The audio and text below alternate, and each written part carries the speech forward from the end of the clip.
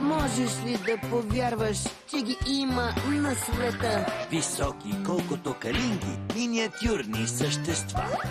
Но всичко могат да поправят. Това не се съмнявай. Ако обаче Фикси ти трябва, тайната му не издавай. Ако обаче Фикси ти трябва, тайната му не издавай.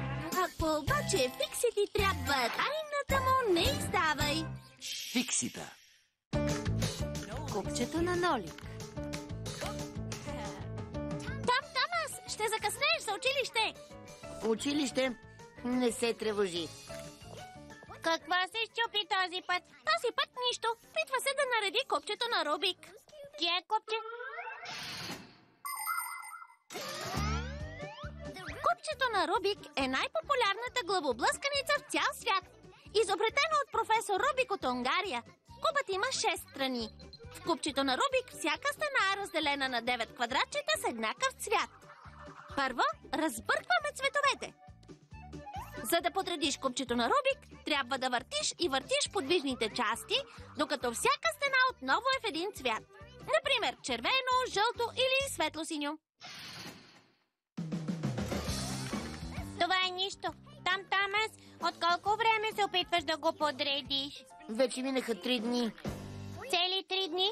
Ние можем да го подредим за 5 минути, нали? Нима? Ами давайте, аз отивам на училище. Готова ли си да покажем на Томас кой е шефът? Аз мен! Хей, нали каза, че не е трудно да се подреди? Нещо подобно не съм казала. Проблемът си е изцяло твой, самохвалка. Добре, сам ще намеря начин.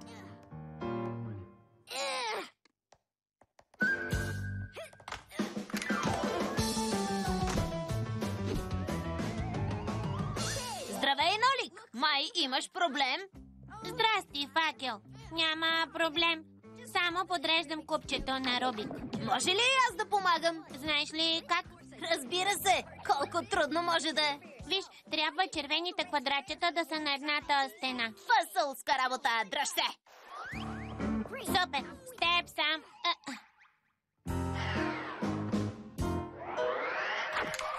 Уау!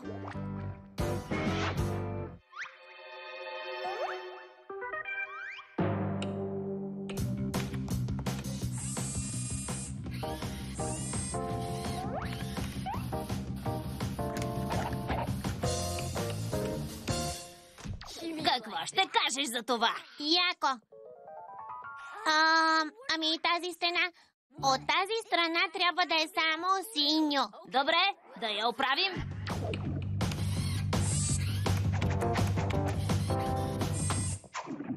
Ето, както искаше. Какво стана с червената? Симка каза, че всяка стена трябва да е в един цвят. Сякаш тя може да го нареди. Симка може всичко. Щом Симка може, и аз мога.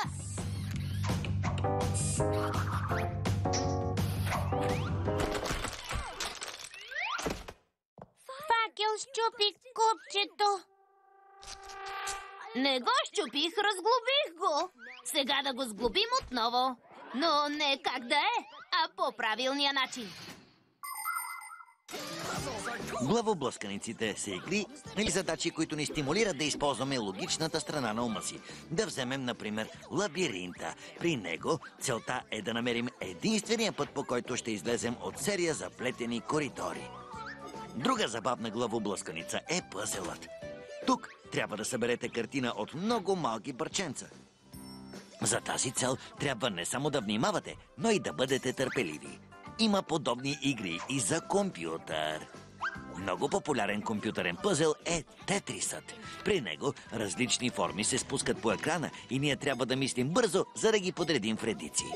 Решаването на ребуси не е полезно само за хората, но и за фикситата. Точно така. Главоблъсканиците са упражнения за мозъка. Ето, готово. Нолик, най-добре побързай, Тома се прибира. Здравей, погледни, ние успяхме. Не мога да повярвам.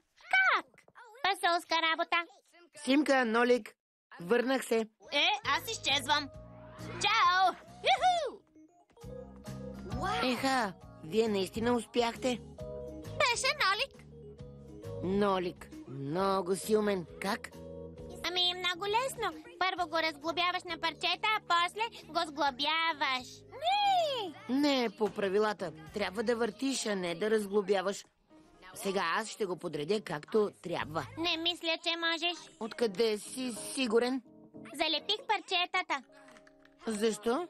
за да престанеш да си блъскаш мозъка. Сега купчето винаги ще е подредено. Но ако не се върти, не е купче на Рубик. Сега е купче на Нолик. Нали? Филмът е обработен в Андарта студио. Преводач Антония Халачева. Тон режисьор Мартина Терзиева. Режисьор на дубладжа Кирил Бояджиев. Ролите озвучиха актьорите Мина Костова, Билма Карталска, Елена Грозданова, Живко Джоранов, Константин Лунгов.